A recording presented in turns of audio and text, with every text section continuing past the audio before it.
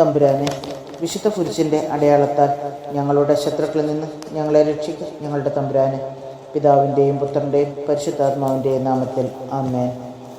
ആദ്യം മുതൽ ഉണ്ടായിരുന്നതും ഞങ്ങൾ കേട്ടതും സ്വന്തം കണ്ണുകൊണ്ട് കണ്ടതും സൂക്ഷിച്ച് വീക്ഷിച്ചതും കൈകൊണ്ട് സ്പർശിച്ചതുമായ ജീവൻ്റെ വചനത്തെപ്പറ്റി ഞങ്ങൾ അറിയിക്കുന്നു. വിശുദ്ധ യോഹന്നാൻ ശ്ലീഹ എഴുതിയ 1-ാം ലേഖനത്തിൻ്റെ 1-ാം അധ്യായത്തിൻ്റെ 1-ാം തിരുവചനമാണ് നാം വായിച്ചു കേട്ടത്. വിശുദ്ധ യോഹന്നാൻ എഴുതിയ സുവിശേഷം അധ്യായം 13, 1 മുതലുള്ള വാക്യങ്ങൾ.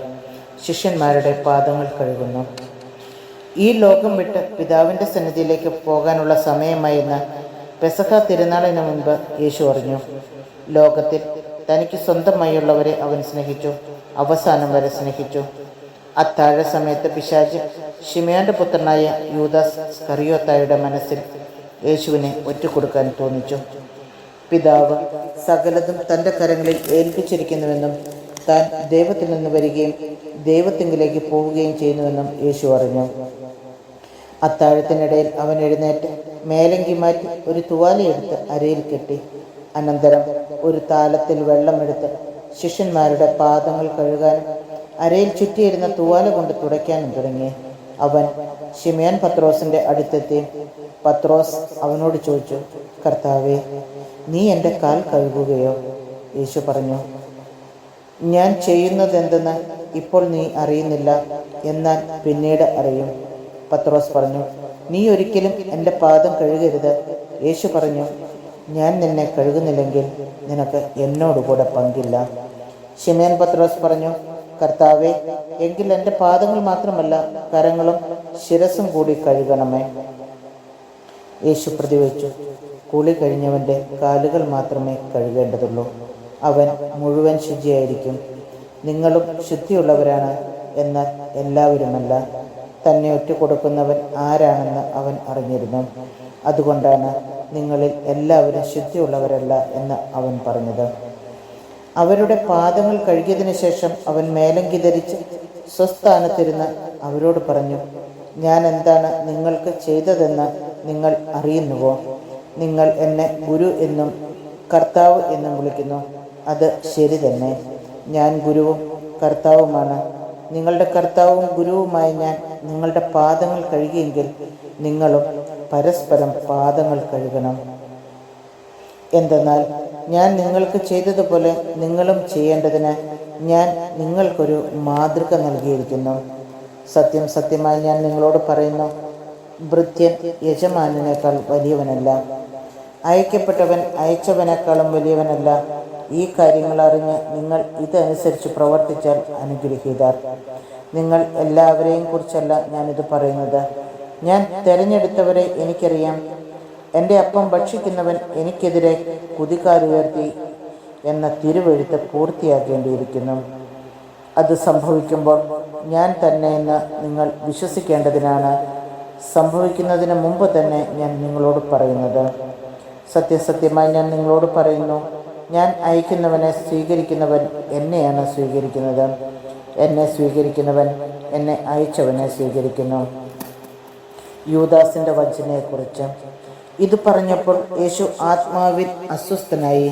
അവൻ വ്യക്തമായി പറഞ്ഞു, സത്യം സത്യമായി ഞാൻ നിങ്ങളോട് പറയുന്നു, നിങ്ങളിൽ ഒരുവൻ എന്നെ ഒറ്റുകൊടുക്കും.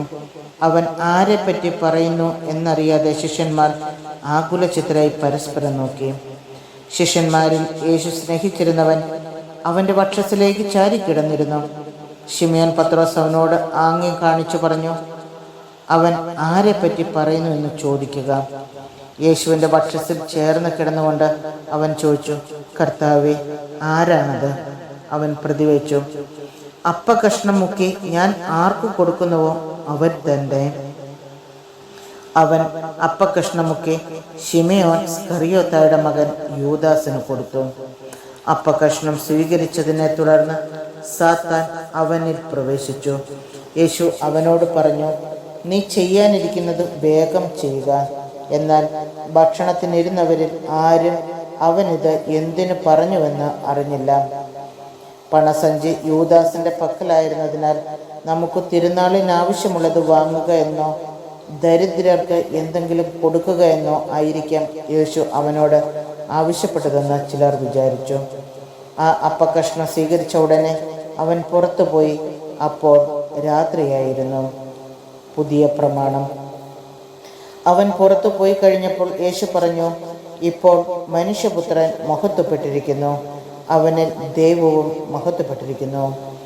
ദൈവം അവനിൽ മഹത്വപ്പെട്ടുവെങ്കിൽ ദൈവം അവനെ തന്നിൽ മഹത്വപ്പെടുത്തും, ഉടൻ തന്നെ മഹത്വപ്പെടുത്തും. എൻ്റെ കുഞ്ഞുങ്ങളെ, ഇനി അല്പസമയം കൂടി ഞാൻ നിങ്ങളോട് കൂടെ ഉണ്ടായിരിക്കും. നിങ്ങൾ എന്നെ അന്വേഷിക്കും. എന്നാൽ ഞാൻ യഹൂദരോട് പറഞ്ഞതുപോലെ ഇപ്പോൾ നിങ്ങളോടും പറയുന്നു, ഞാൻ പോകുന്നിടത്തേക്ക് വരാൻ നിങ്ങൾക്ക് കഴിയുകയില്ല. ഞാൻ പുതിയൊരു കൽപ്പന നിങ്ങൾക്ക് നൽകുന്നു, നിങ്ങൾ പരസ്പരം സ്നേഹിക്കുവിൻ. ഞാൻ നിങ്ങളെ സ്നേഹിച്ചതുപോലെ നിങ്ങളും പരസ്പരം സ്നേഹിക്കുവിൻ. നിങ്ങൾക്ക് പരസ്പരം സ്നേഹമുണ്ടെങ്കിൽ നിങ്ങൾ എൻ്റെ ശിഷ്യന്മാരാണെന്ന് അതുമൂലം എല്ലാവരും അറിയും. പത്രോസ് ഗുരുവിനെ നിഷേധിക്കും. ശിമോൻ പത്രോസ് ചോദിച്ചു, കർത്താവേ, നീ എവിടേക്ക് പോകുന്നു? യേശു പ്രതിവചിച്ചു, ഞാൻ പോകുന്നിടത്തേക്ക് ഇപ്പോൾ എന്നെ അനുഗമിക്കാൻ നിനക്ക് കഴിയുകയില്ല, എന്നാൽ പിന്നീട് നീ അനുഗമിക്കും. പത്രോസ് പറഞ്ഞു, കർത്താവേ, ഇപ്പോൾ തന്നെ നിന്നെ അനുഗമിക്കാൻ എനിക്ക് കഴിയാത്തത് എന്തുകൊണ്ട്? നിനക്ക് വേണ്ടി എൻ്റെ ജീവൻ ഞാൻ ത്യജിക്കും. യേശു പ്രതിവചിച്ചു, നീ എനിക്ക് വേണ്ടി ജീവൻ ത്യജിക്കുമെന്നോ? സത്യം സത്യമായി ഞാൻ നിന്നോട് പറയുന്നു, നീ എന്നെ 3 പ്രാവശ്യം തള്ളിപ്പറയുന്നതുവരെ കോഴി പോവുകയില്ല. വിശുദ്ധ യോഹന്നാൻ എഴുതിയ സുവിശേഷം അധ്യായം 14. യേശു പിതാവിലേക്കുള്ള വഴി. നിങ്ങളുടെ ഹൃദയം അസ്വസ്ഥമാകേണ്ട, ദൈവത്തിൽ വിശ്വസിക്കുവിൻ, എന്നിലും വിശ്വസിക്കുവിൻ. എൻ്റെ പിതാവിൻ്റെ ഭവനത്തിൽ അനേകം വാസസ്ഥലങ്ങളുണ്ട്. ഇല്ലായിരുന്നെങ്കിൽ നിങ്ങൾക്ക് സ്ഥലം ഒരുക്കാൻ പോകുന്നുവെന്ന് ഞാൻ നിങ്ങളോട് പറയുമായിരുന്നു. ഞാൻ പോയി നിങ്ങൾക്ക് സ്ഥലം ഒരുക്കി കഴിയുമ്പോൾ ഞാൻ ആയിരിക്കുന്നിടത്ത് നിങ്ങളുമായിരിക്കേണ്ടതിന് ഞാൻ വീണ്ടും വന്ന് നിങ്ങളെയും കൂട്ടിക്കൊണ്ടുപോകും. ഞാൻ പോകുന്നിടത്തേക്കുള്ള വഴി നിങ്ങൾക്കറിയാം. തോമസ് പറഞ്ഞു, കർത്താവേ, നീ എവിടേക്ക് പോകുന്നുവെന്ന് ഞങ്ങൾക്ക് അറിഞ്ഞുകൂടാ, പിന്നെ വഴി ഞങ്ങൾ എങ്ങനെ അറിയും? യേശു പറഞ്ഞു, വഴിയും സത്യവും ജീവനും ഞാനാണ്. എന്നിലൂടെ അല്ലാതെ ആരും പിതാവിൻ്റെ അടുക്കലേക്ക് വരുന്നില്ല. നിങ്ങൾ എന്നെ അറിഞ്ഞിരുന്നുവെങ്കിൽ എൻ്റെ പിതാവിനെയും അറിയുമായിരുന്നു. ഇപ്പോൾ മുതൽ നിങ്ങൾ അവനെ അറിയുന്നു, നിങ്ങൾ അവനെ കാണുകയും ചെയ്തിരിക്കുന്നു. ഫിലിപ്പോസ് പറഞ്ഞു, കർത്താവേ, പിതാവിനെ ഞങ്ങൾക്ക് കാണിച്ചു തരിക, ഞങ്ങൾക്ക് അതുമതി. യേശു പറഞ്ഞു, ഇക്കാലമത്രയും ഞാൻ നിങ്ങളോടുകൂടിയായിരുന്നിട്ടും ഫിലിപ്പോസേ, നീ എന്നെ അറിയുന്നില്ലേ? എന്നെ കാണുന്നവൻ പിതാവിനെ കാണുന്നു. പിന്നെ പിതാവിനെ ഞങ്ങൾക്ക് കാണിച്ചു തരിക എന്ന് നീ പറയുന്നതെങ്ങനെ? ഞാൻ പിതാവിലും പിതാവ് എന്നിലുമാണെന്ന് നീ വിശ്വസിക്കുന്നില്ലേ? ഞാൻ നിങ്ങളോട് പറയുന്ന വാക്കുകൾ സ്വമേധയാ പറയുന്നതല്ല, പ്രത്യുത എന്നിൽ വസിക്കുന്ന പിതാവ് തൻ്റെ പ്രവൃത്തികൾ ചെയ്യുകയാണ്. ഞാൻ പിതാവിലും പിതാവ് എന്നിലുമാണെന്ന് ഞാൻ പറയുന്നത് വിശ്വസിക്കുവേൻ, അല്ലെങ്കിൽ പ്രവൃത്തികൾ മൂലം വിശ്വസിക്കുവേൻ. സത്യം സത്യമായി ഞാൻ നിങ്ങളോട് പറയുന്നു, എന്നിൽ വിശ്വസിക്കുന്നവനും ഞാൻ ചെയ്യുന്ന പ്രവൃത്തികൾ ചെയ്യും. ഞാൻ പിതാവിൻ്റെ അടുത്തേക്ക് പോകുന്നത് കൊണ്ട് ഇവയേക്കാൾ വലിയവയും അവൻ ചെയ്യും. നിങ്ങൾ എൻ്റെ നാമത്തിൽ ആവശ്യപ്പെടുന്നതെന്തും പിതാവ് പുത്രനിൽ മഹത്വപ്പെടാൻ വേണ്ടി ഞാൻ പ്രവർത്തിക്കും. എൻ്റെ നാമത്തിൽ നിങ്ങൾ എന്നോട് എന്തെങ്കിലും ചോദിച്ചാൽ ഞാനത് ചെയ്തു തരും. പരിശുദ്ധാത്മാവിനെ വാഗ്ദാനം ചെയ്യുന്നു. നിങ്ങൾ എന്നെ സ്നേഹിക്കുന്നുവെങ്കിൽ എൻ്റെ കൽപ്പന പാലിക്കും.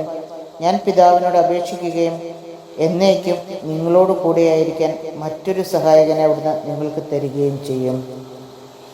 ഈ സത്യാത്മാവിനെ സ്വീകരിക്കാൻ ലോകത്തിന് സാധിക്കുകയില്ല, കാരണം അത് അവനെ കാണുകയോ അറിയുകയോ ചെയ്യുന്നില്ല. എന്നാൽ നിങ്ങൾ അവനെ അറിയുന്നു, കാരണം അവൻ നിങ്ങളോടൊത്ത് വസിക്കുന്നു, നിങ്ങളിൽ ആയിരിക്കുകയും ചെയ്യും. ഞാൻ നിങ്ങളെ അനാഥരായി വിടുകയില്ല, ഞാൻ നിങ്ങളുടെ അടുത്തേക്ക് വരും. അല്പസമയം കൂടി കഴിഞ്ഞാൽ പിന്നെ ലോകം എന്നെ കാണുകയില്ല, എന്നാൽ നിങ്ങൾ എന്നെ കാണും. ഞാൻ ജീവിക്കുന്നു, അതിനാൽ നിങ്ങളും ജീവിക്കും. ഞാൻ എൻ്റെ പിതാവിലും നിങ്ങൾ എന്നിലും ഞാൻ നിങ്ങളിലുമാണെന്ന് ആ ദിവസം നിങ്ങൾ അറിയും. എൻ്റെ കൽപ്പനകൾ സ്വീകരിക്കുകയും പാലിക്കുകയും ചെയ്യുന്നവനാണ് എന്നെ സ്നേഹിക്കുന്നത്.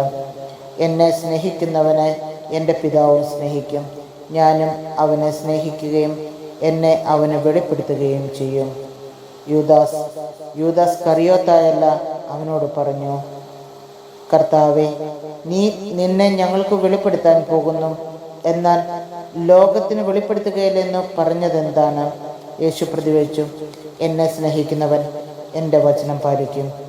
അപ്പോൾ എൻ്റെ പിതാവ് അവനെ സ്നേഹിക്കുകയും ഞങ്ങൾ അവൻ്റെ അടുത്തു വന്ന് അവനെ വാസമുറപ്പിക്കുകയും ചെയ്യും. എന്നെ സ്നേഹിക്കാത്തവനോ എൻ്റെ വചനങ്ങൾ പാലിക്കുന്നില്ല. നിങ്ങൾ ശ്രവിക്കുന്ന ഈ വചനം എൻ്റേതല്ല, എന്നെ അയച്ച പിതാവിൻ്റെതാണ്. നിങ്ങളോട് കൂടെ ആയിരിക്കുമ്പോൾ തന്നെ ഇത് ഞാൻ നിങ്ങളോട് പറഞ്ഞിരിക്കുന്നു. എന്നാൽ എൻ്റെ നാമത്തിൽ പിതാവ് അയക്കുന്ന സഹായകനായ പരിശുദ്ധാത്മാവ് എല്ലാ കാര്യങ്ങളും നിങ്ങളെ പഠിപ്പിക്കുകയും ഞാൻ നിങ്ങളോട് പറഞ്ഞിട്ടുള്ളതെല്ലാം നിങ്ങളെ അനുസ്മരിപ്പിക്കുകയും ചെയ്യും. ഞാൻ നിങ്ങൾക്ക് സമാധാനം തന്നിട്ട് പോകുന്നു. എൻ്റെ സമാധാനം നിങ്ങൾക്ക് ഞാൻ നൽകുന്നു. ലോകം നൽകുന്നത് പോലെയല്ല ഞാൻ നൽകുന്നത്. നിങ്ങളുടെ ഹൃദയം അസ്വസ്ഥമാകേണ്ട, നിങ്ങൾ ഭയപ്പെടുകയും വേണ്ട. ഞാൻ പോകുന്നെന്നും വീണ്ടും നിങ്ങളുടെ അടുത്തേക്ക് വരുമെന്നും ഞാൻ പറഞ്ഞത് നിങ്ങൾ കേട്ടല്ലോ. നിങ്ങൾ എന്നെ സ്നേഹിച്ചിരുന്നുവെങ്കിൽ പിതാവിൻ്റെ അടുത്തേക്ക് ഞാൻ പോകുന്നതിൽ നിങ്ങൾ സന്തോഷിക്കുമായിരുന്നു.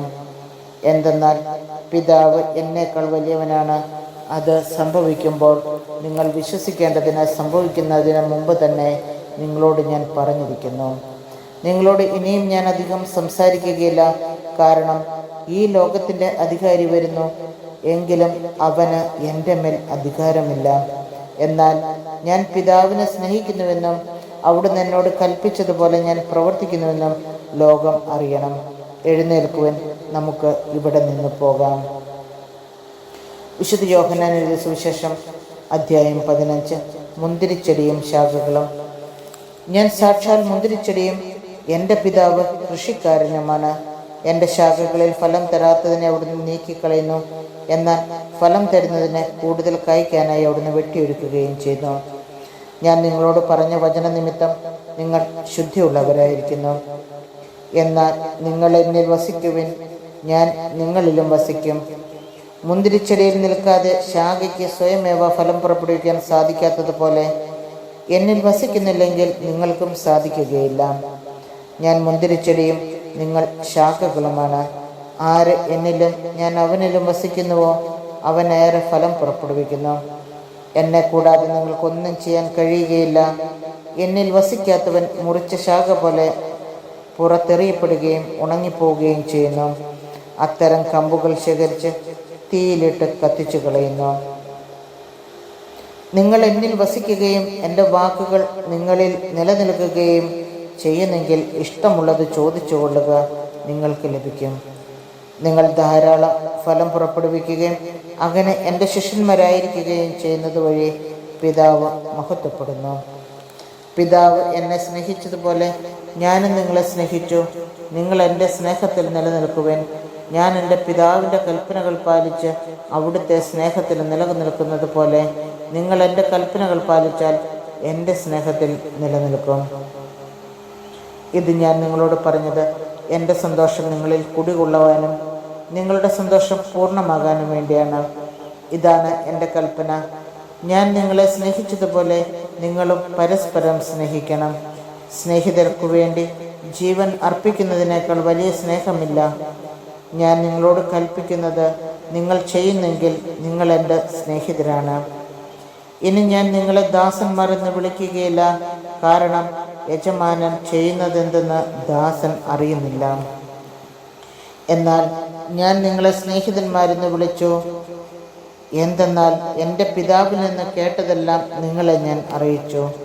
നിങ്ങൾ എന്നെ തിരഞ്ഞെടുക്കുകയല്ല, ഞാൻ നിങ്ങളെ തിരഞ്ഞെടുക്കുകയാണ് ചെയ്തത്. നിങ്ങൾ പോയി ഫലം പുറപ്പെടുവിക്കുന്നതിനും നിങ്ങളുടെ ഫലം നിലനിൽക്കുന്നതിനും വേണ്ടി ഞാൻ നിങ്ങളെ നിയോഗിച്ചിരിക്കുന്നു. തന്മൂലം നിങ്ങൾ എൻ്റെ നാമത്തിൽ പിതാവിനോട് ചോദിക്കുന്നതെന്തും അവിടുന്ന് നിങ്ങൾക്ക് നൽകും. ഞാൻ നിങ്ങളോട് കൽപ്പിക്കുന്നു, പരസ്പരം സ്നേഹിക്കുവേൻ. ലോകം നിങ്ങളെ വെറുക്കും. ലോകം നിങ്ങളെ ദ്വേഷിക്കുന്നുവെങ്കിൽ അതിനു മുമ്പേ അത് എന്നെ ദ്വേഷിച്ചു എന്ന് അറിഞ്ഞുകൊള്ളുവേൻ. നിങ്ങൾ ലോകത്തിൻ്റെതായിരുന്നുവെങ്കിൽ ലോകം സ്വന്തമായതിനെ സ്നേഹിക്കുമായിരുന്നു. എന്നാൽ നിങ്ങൾ ലോകത്തിൻ്റെതല്ലാത്തതുകൊണ്ട് ഞാൻ നിങ്ങളെ ലോകത്തിൽ നിന്ന് തിരഞ്ഞെടുത്തത് കൊണ്ട് ലോകം നിങ്ങളെ ദ്വേഷിക്കുന്നു. ദാസൻ യജമാനനേക്കാൾ വലിയവനല്ല എന്ന് ഞാൻ നിങ്ങളോട് പറഞ്ഞ വചനം ഓർമ്മിക്കുവേൻ. അവർ എന്നെ പീഡിപ്പിച്ചുവെങ്കിൽ നിങ്ങളെയും പീഡിപ്പിക്കും. അവർ എൻ്റെ വചനം പാലിച്ചുവെങ്കിൽ നിങ്ങളുടേതും പാലിക്കും. എന്നാൽ എൻ്റെ നാമം മൂലം അവർ ഇതെല്ലാം നിങ്ങളോട് ചെയ്യും. കാരണം എന്നെ അയച്ചവനെ അവർ അറിയുന്നില്ല. ഞാൻ വന്ന് അവരോട് സംസാരിച്ചിരുന്നില്ലെങ്കിൽ അവർക്ക് പാപമുണ്ടാകുമായിരുന്നില്ല. എന്നാൽ ഇപ്പോൾ അവരുടെ പാപത്തെക്കുറിച്ച് അവർക്ക് ഒഴികഴിവില്ല. എന്നെ ദ്വേഷിക്കുന്നവൻ എൻ്റെ പിതാവിനെയും ദ്വേഷിക്കുന്നു. മറ്റാരും ചെയ്തിട്ടില്ലാത്ത പ്രവൃത്തികൾ ഞാൻ അവരുടെ ഇടയിൽ ചെയ്തില്ലായിരുന്നുവെങ്കിൽ അവർക്ക് പാപമുണ്ടാകുമായിരുന്നില്ല. എന്നാൽ ഇപ്പോൾ അവർ എന്നെയും എൻ്റെ പിതാവിനെയും കാണുകയും ദ്വേഷിക്കുകയും ചെയ്തിരിക്കുന്നു. അവർ കാരണം കൂടാതെ എന്നെ വെറുത്തു എന്ന് അവരുടെ നിയമത്തിൽ എഴുതപ്പെട്ടിരിക്കുന്ന വചനം പൂർത്തിയാകാനാണ് ഇത് സംഭവിച്ചത്. ഞാൻ പിതാവിൻ്റെ അടുത്തു നിന്നയക്കുന്ന സഹായകൻ, പിതാവിൽ നിന്ന് പുറപ്പെടുന്ന ആ സത്യാത്മാവ് വരുമ്പോൾ അവൻ എന്നെക്കുറിച്ച് സാക്ഷ്യം നൽകും. ആരംഭം മുതൽ എന്നോട് കൂടെ ഉള്ളവരായിരുന്നതുകൊണ്ട് നിങ്ങളും സാക്ഷ്യം നൽകും. ദൈവം നമ്മുടെ കർത്താവായ മിശിഹായ്ക്ക് സ്തുതി. സ്വർഗസ്ഥനായ ഞങ്ങളുടെ പിതാവേ, അങ്ങയുടെ നാമം പൂജിതമാകണമേ. അങ്ങയുടെ രാജ്യം വരണമേ. അങ്ങയുടെ ഹിതം സ്വർഗത്തിലെ പോലെ ഭൂമിയിലുമാകണമേ. അന്നു വേണ്ടുന്ന ഈ ആഹാരം ഞങ്ങൾക്ക് തരണമേ. ഞങ്ങളുടെ കടക്കാരോട് ഞങ്ങൾ ക്ഷമിച്ചതുപോലെ ഞങ്ങളുടെ കടങ്ങൾ ഞങ്ങളോട് ക്ഷമിക്കണമേ. ഞങ്ങൾ പ്രലോഭനത്തിന് വീഴേണ്ടയാകരുത്, ഇഷ്ടാരൂപത്തിൽ ഞങ്ങളെ രക്ഷിക്കണമേ. കൃപ നിറഞ്ഞു മറിയുമ്പോൾ നിനക്ക് സമാധാനം. കർത്താവ് നിന്നോടുകൂടെ സ്ത്രീകളിൽ നീ വാഴ്ത്തപ്പെട്ടവളാവുന്നു. നിന്റെ ഉദരഫലമായി നമ്മുടെ കർത്താവ് ഈശോ മിശിഹാ അനുഗ്രഹിക്കപ്പെട്ടവനാവുന്നു. ശുദ്ധമായ മറിയമേ, തമ്പുരാൻ്റെ അമ്മേ, പാപികളായി ഞങ്ങൾക്ക് വേണ്ടി ഇപ്പോൾ ഞങ്ങളുടെ മരണസമയത്തും തമ്പുരാനോട് അപേക്ഷിക്കണമേ. പിതാവിനും പുത്രനും പരിശുദ്ധാത്മാവിനും സ്തുതി, ആദിയിലെ പോലെ ഇപ്പോഴെപ്പോഴും എന്നേക്കും. ആമേൻ.